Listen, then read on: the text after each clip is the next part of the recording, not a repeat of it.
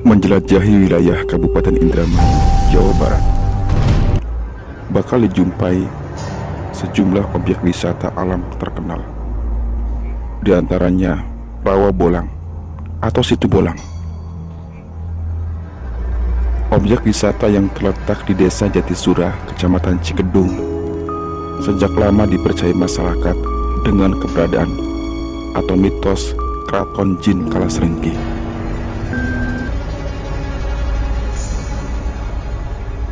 Cerita ini sudah lama melegenda. Keberadaan Jin Kalasrenggi itu sendiri hingga kini masih terus dilakukan kajian oleh sejumlah spiritual di kota minyak Indramayu ini. Menurut kisah Wani, 70 tahun, seorang ahli supranaturalis Desa Gejaran Kulon, Kecamatan Loh Bener meyakini bahwa Kalasrenggi adalah sosok jin yang cukup populer. Berdasarkan jelajah batin yang pernah ia lakukan, Kalasrenggi yang menghuni kawasan Rawa Bolang atau Situ Bolang adalah mantan patih dari kerajaan Punomas di daerah Sentigi, Indramayu.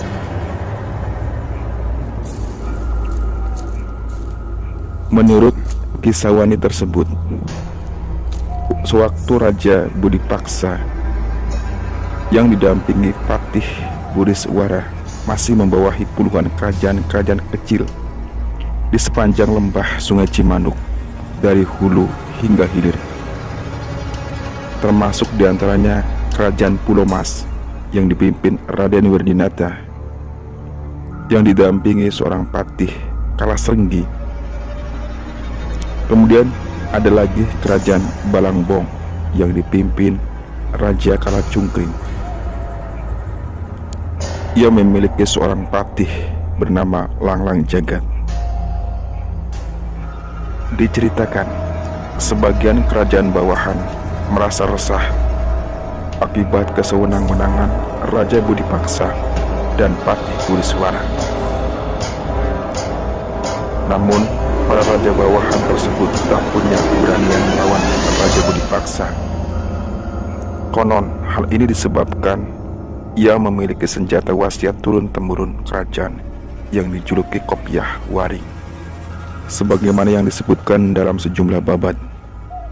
Sakit hati sejumlah raja bawahan itu terlampiaskan manakala datangnya Raden Wiralodra dari Bagelan, Jawa Tengah, bermaksud membuka kawasan hutan lembah Cimanuk. Di saat Raden Wiralodra dan pembantunya Ki Tinggil membuka hutan, memancing kemarahan Raja Budi Paksa hingga terjadi pertarungan sengit selama 3 tahun. Ketika Raja Budi Paksa sudah tak berdaya, lantas ia dipenjarakan di dalam muara Sungai Cimanuk bersama patihnya. Sebagai raja bawahan, masih menurut kisah Wani, penguasa kerajaan Pulomas, Raden Werdinata, saat itu juga melakukan aksi pembalasan hingga terjadi perang tanding antara Raden Werdinata melawan Raden Wiralodra dan Patih Kalasrenggi melawan Ki Tinggil. Dalam perang tanding selama 18 bulan itu, Patih Kalasrenggi dikalahkan Ki Tinggil hingga melarikan diri ke arah selatan dan menetap di Jatisura, tepatnya di hutan jati yang sekarang dikenal dengan nama Rawa Bolang atau Situ Bolang. Sedangkan Raden Werdinata masih terus perang tanding melawan Raden Wiralodra hingga menghabiskan waktu 2 tahun. Saat itu muncul penguasa kerajaan Balangbong, Kalacungkring. Kedatangan Kalacungkring di Medan Laga tidak lain mengingatkan kepada temannya Raden Werdinata agar menyudahi perang tanding tersebut. Hal ini mengingat Raden Wiralodra tak lain adalah keturunan kerajaan Majapahit, hingga dikhawatirkan manusia kuno Majapahit bakal tersinggung dan menghancur lemburkan kerajaan-kerajaan kecil lembah Cimanuk. Konon atas saran Kalacungkring itulah, menurut hikayat, antara Raden Werdinata dan Raden Wiralodra terjalin persahabatan. Dan untuk mengikat tali persahabatan itu, Raden Wirdinata menghadiahkan anaknya, yakni Putri Inten, untuk dinikahi Raden Wiralodra. Demikianlah sekilas menurut legenda maupun penuturan dari kisah Wandi yang bisa diceritakan. Legenda keberadaan Jin Kalasenggi atau Keraton di Situbolang dikuatkan dengan pengalaman Kasba, seorang warga Widasari. Ia mengalami pengalaman gaib saat memasuki alam astral Rawabolang.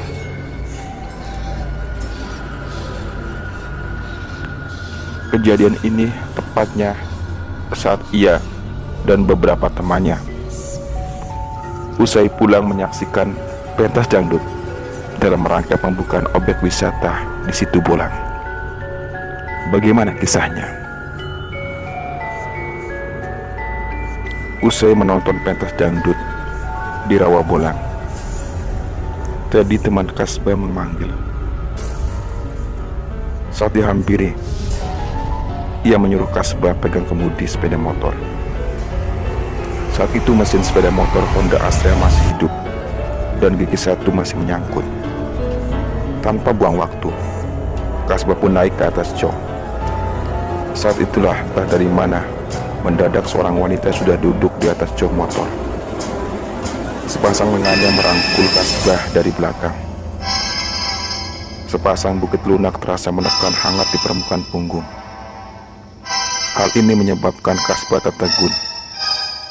Saat itulah jemari tangan lentik wanita itu mencengkram telapak tangan kanan Kasbah yang berada di kopling gas. Di luar dugaan, jemari tangannya mencengkram kopling gas secara refleks. Akibatnya, gas langsung tertarik kencang mengeluarkan suara dentuman tinggi dan sepeda motor melesat sangat cepat.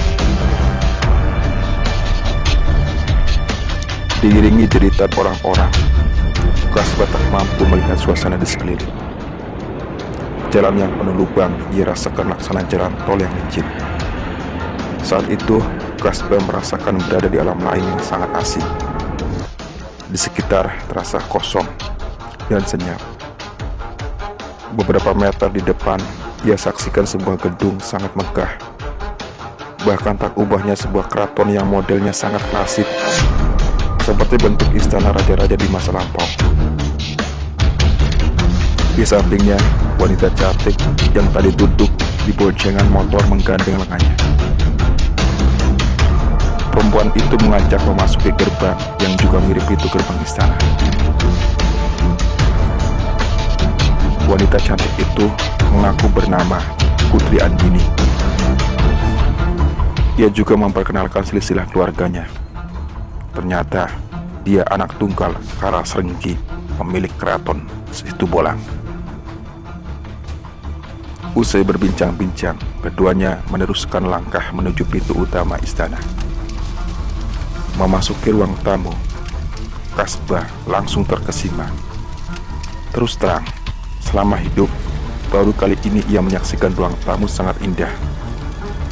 Plafonnya penuh ukiran bermotif bunga. Di permukaan dinding tertata hiasan terbuat dari emas berkilau tertimpa sinar redup. Kursi ukiran di ruang tamu itu pun tampak sangat antik. Di atas meja terhidang berbagai makanan dan minuman. Sebuah akuarium berukuran besar teronggok di sudut ruang tamu. Di dalamnya terdapat beberapa ikan aneh. Kepalanya bulat, sedangkan badannya pipih. Warna sisiknya rupa-rupa, ada hitam, merah, hijau, ungu, jingga, hingga abu-abu. Saat sedang serius menyaksikan keindahan ikan hias yang antik itu, mendadak sebuah suara berat pelan-pelan membentak Kasbah.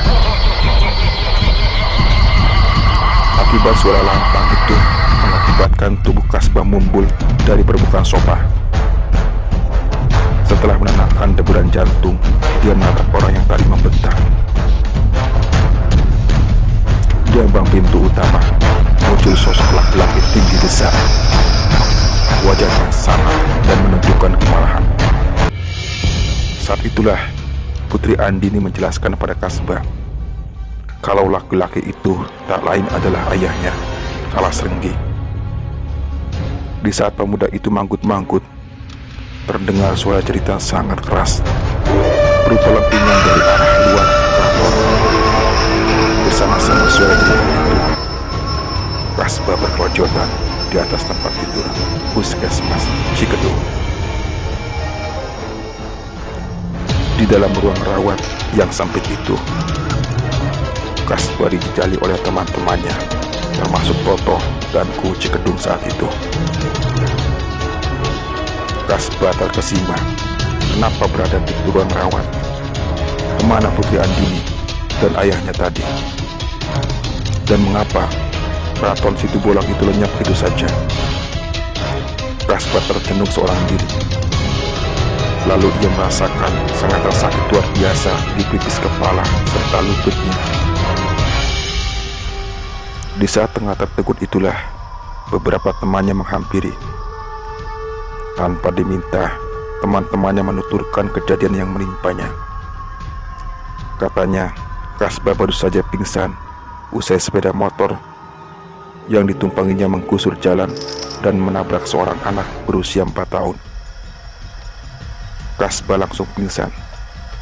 Saat Kasbah pingsan, kata temannya, ia sempat ditendangi seorang petugas kepolisian setempat. Entahlah dengan alasan apa petugas tersebut menendangi tubuh Kasbah dalam keadaan tak sadar. Tentu saja ia sama sekali tak merasakan apa-apa, sebab saat itu Kasbah sudah jatuh pingsan.